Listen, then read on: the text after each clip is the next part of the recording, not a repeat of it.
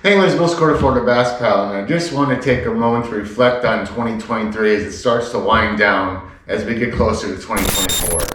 It's been an extraordinary year for me, relocating from South Florida to here in the beautiful city of Tallahassee, being a small personality here on social media, hitting over 1,000 subscribers, and being able to catch some of the most beautiful fish around.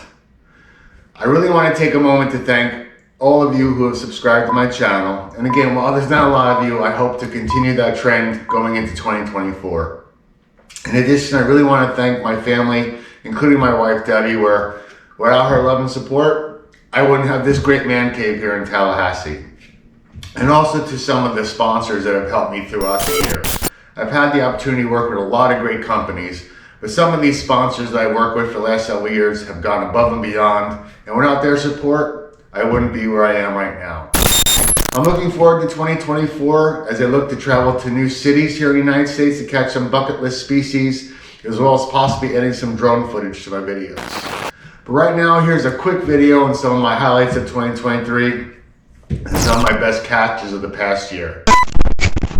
I'm Bill Scorder for the Bass Paddler, and I want to wish you and yours a very happy, healthy new year.